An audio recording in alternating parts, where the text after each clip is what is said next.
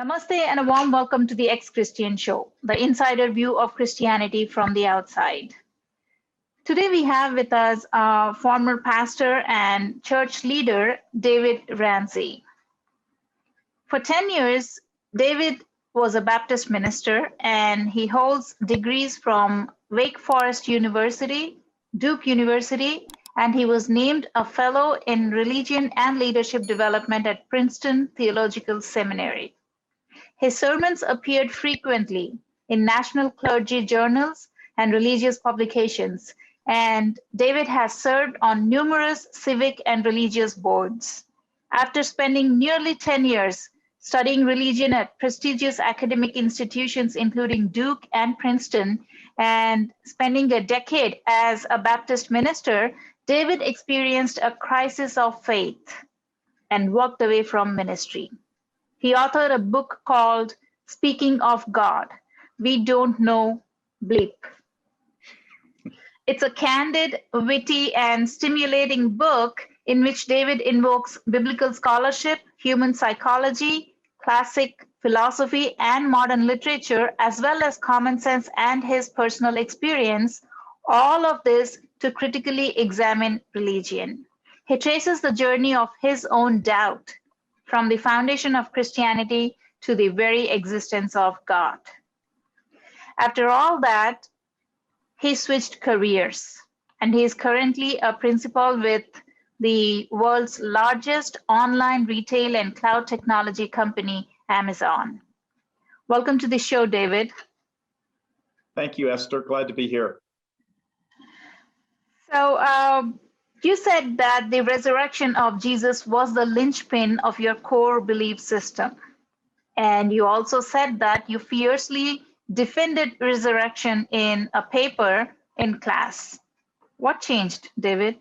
Yeah, it was the academic study of Christianity and specifically the New Testament. I was taking a class at Duke under a professor who would later become a mentor and friend, Dr. Dhanraj. And Vaya introduced the class to the writings of Rudolf Bultmann. Bultmann was a German scholar who believed that in order to properly understand the New Testament, you had to scrape away the layers of myth that had attended to the story over the years to find existential meaning. And that challenged me because the resurrection of Jesus for me was central to my belief system. And I would argue for many Christians today. And so I fiercely defended the paper in a class, appealing to biblical scholarship. And so the argument for the historicity of the empty tomb goes something like this. If you were making the story up, you would not have had women at the tomb. The testimony of women was inadmissible in a Roman court. You would have placed Roman centurions at the tomb because that story would have been much more credible. In the Greek, in that Mark 16, 1-8, the very last word is gar, which is a preposition for. And even in the Koine Greek of that time, ending a sentence with a preposition would have been a grammatical faux pas. So I defended Jesus' resurrection in that class. The problems, though, on the other side of the story are simply this. The earliest writings of the New Testament, as you know, Esther, from your studies at Luther Rice, are not the Gospels. They're the writings of Paul.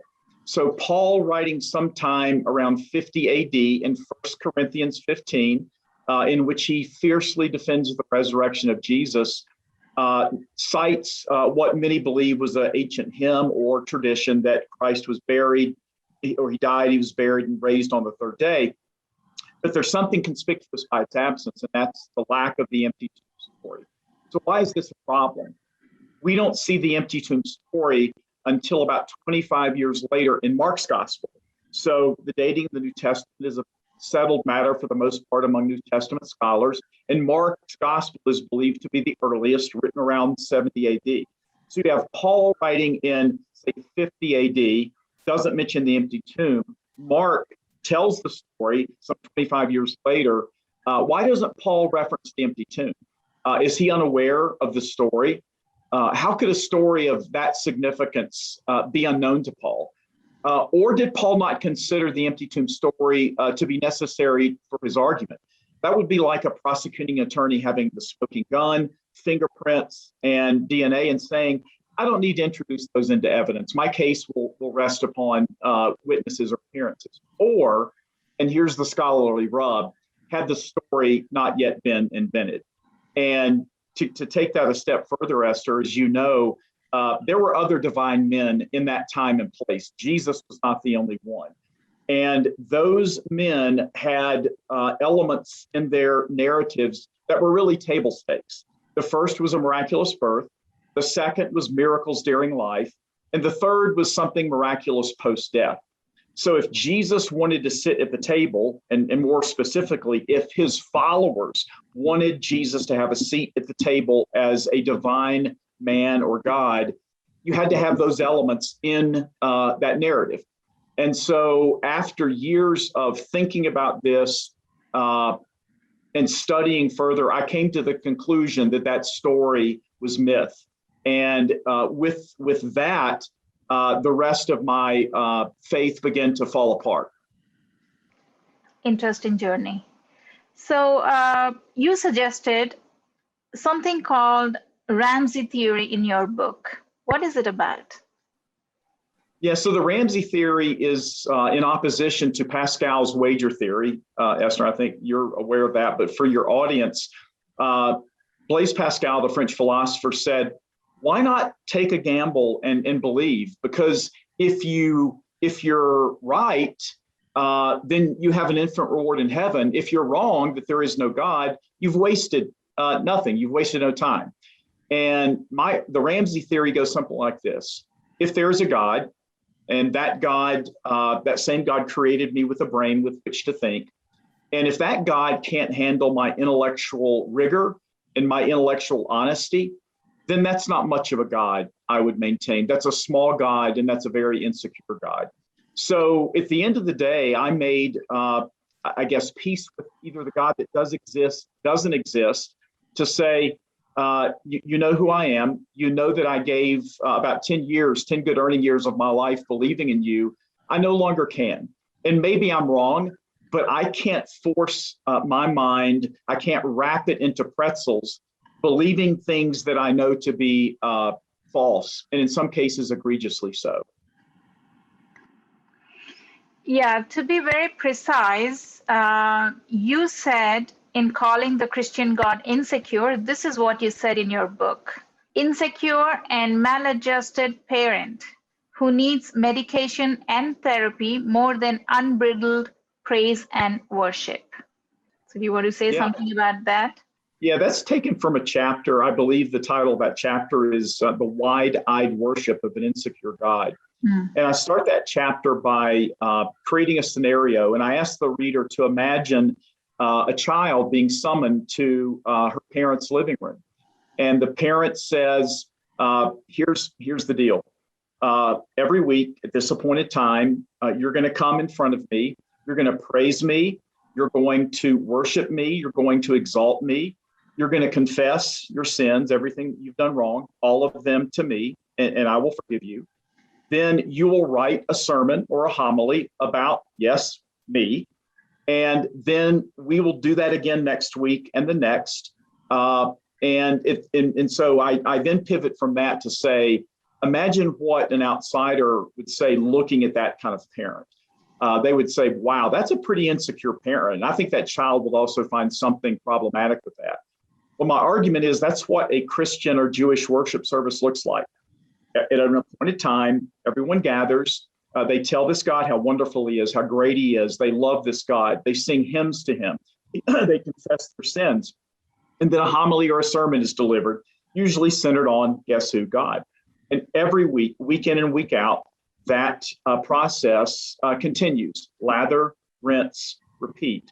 And I would say, looking at that objectively, if that is how God operates, that to me is, in fact, a very insecure God, very maladjusted. And if there is, medicine or drugs in heaven, that God probably needs to get on it. Yeah, I like that. And there's one particular chapter that my attention was drawn to. It actually put me to tears. And because I can totally relate to that. And this chapter is titled, It Was His Time to Go. So let me give you a little background to this. So I lost my brother when he was 21, and we were only 14 months apart, and I was very close to him. It was a great blow to my entire family, and we were relatively new converts at that time. And we converted from Hinduism to Christianity. And the only way we as a family made sense of the loss was by telling ourselves it was his time to go. We literally said that it was his time to go, really at 21. And what was even a morose justification was, God did the right thing by taking him away. If my brother had survived whatever organ failure he underwent that night, he would have become a vegetable. So God loved our family so much that instead of leaving us a vegetable, a bedridden sibling, son, he chose to take him away. And never once did it occur to us, why even have an organ failure?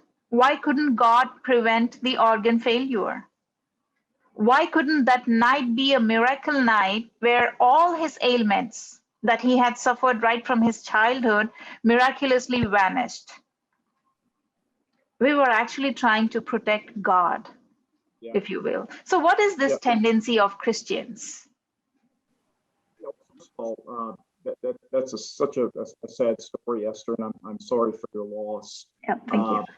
And it's actually also part of my story. My dad died when I was 12, and he was 46. I heard some of the same things.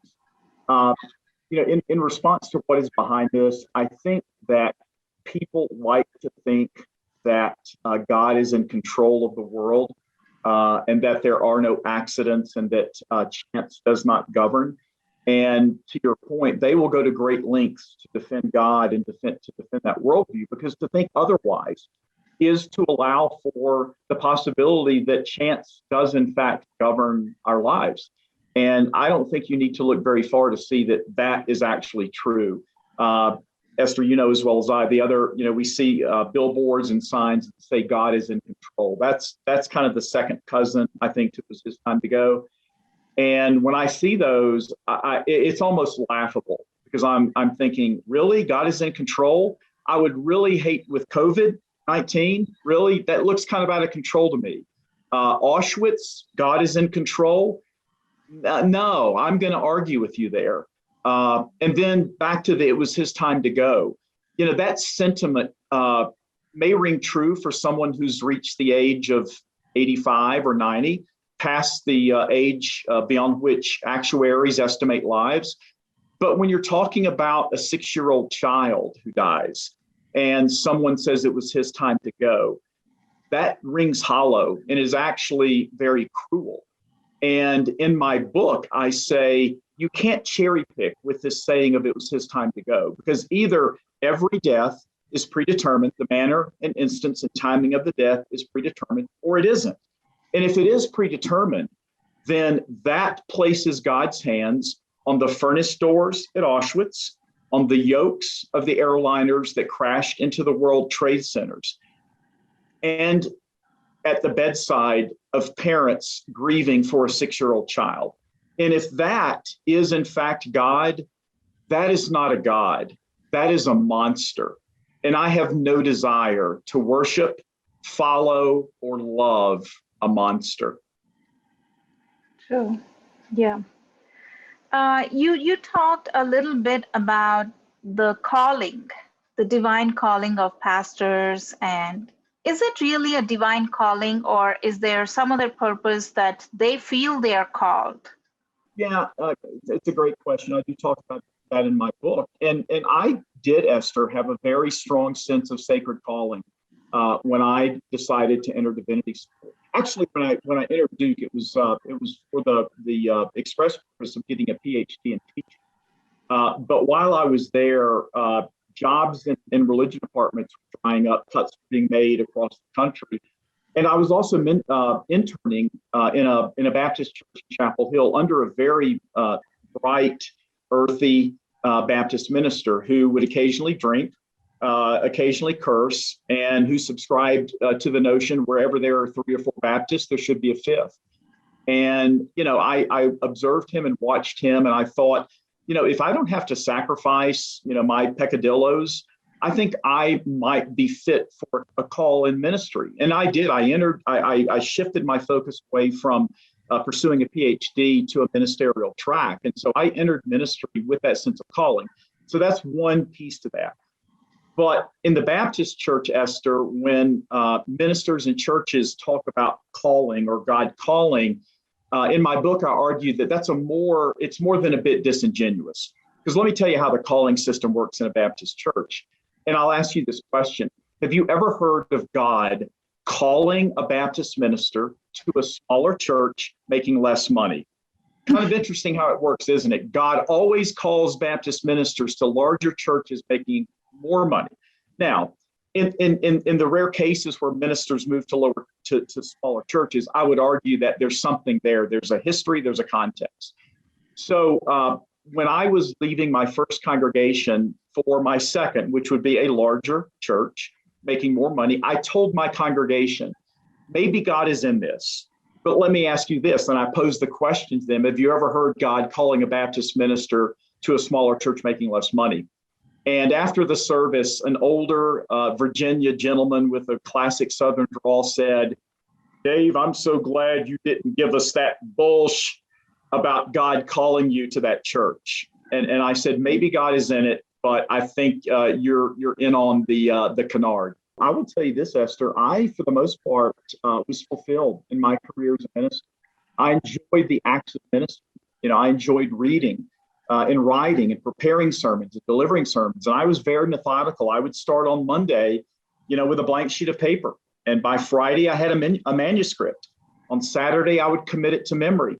And on Sunday, I would take nothing into the pulpit, no notes, no manuscript, because I had committed it to memory. And I received praise and recognition for those skills.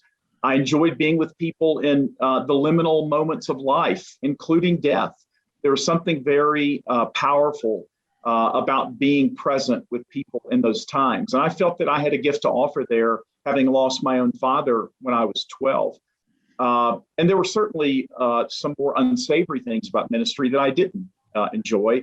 And those included the pressure of growing a congregation numerically and financially, which most ministers face.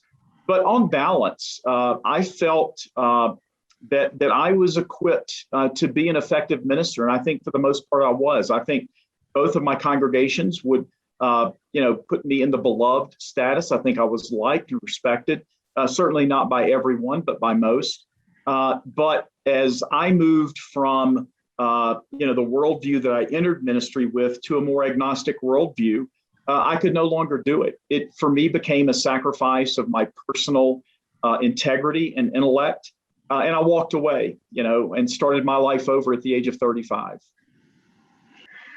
So you said that you enjoyed being a preacher. You enjoyed the reading, preparing for sermons, and the entire process. So did you ever preach to your congregation about tithing? I did, Esther, and almost every minister that I'm aware of at some point in the church year preaches a sermon, not necessarily on tithing, but on stewardship, because once a year churches come together to talk about the budget for the next year, and they're asking members to make pledges of what they're going to give, so that you can figure out, what programs can and can't be included. When I would talk about tithing, though, Esther, I would not follow the kind of traditional, you must give 10% of what you make. Because in my experience, I knew people for whom 10% of whatever they had or were making would have put them at peril, at financial peril. It would not have been a smart move. I knew others for whom 10% would be like finding change under a couch cover. I talked more about the spirit of giving, And I'll give you a great example. In my first congregation, I had a member who was an heiress to the Anheuser-Busch family. She was Sally Bush Wheeler. I believe it was either her grandfather or great-grandfather who was Augie. They had a sprawling horse farm with their corporate and their private stables, including the carriages, two or three carriages, which Clydesdales pulled. They actually funded my Princeton study and education. I used to tell my peers at Princeton that I was there on Budweiser money. But by contrast, I had two sisters, older sisters, lived together, and they lived on the fringe of poverty. And for them, 10% of whatever they had would have been not only reckless, it would have been downright cruel for anyone to expect them to give 10% of anything. So I talked more about the spirit of giving. I talked about why we do it. And I was very frank. I said, we do have programs that we fund. Most of the money, though, in most churches goes to salaries and for staff members. And that's not a judgment. It's more of an observation. And I remember one year standing in front of my second congregation and saying, look, we're asking you to make pledges for the coming year. And, we do some really good things with what you give. But let me face it, I'm up here asking you to support me and my family, my associate minister and his family, our secretary, our minister of music for another year. And there's nothing wrong with that because that is how churches are run. But yeah, I would annually preach, whether you want to call it tithing or stewardship, that kind of sermon. So stewardship is a fancy name given to tithing. Don't you agree?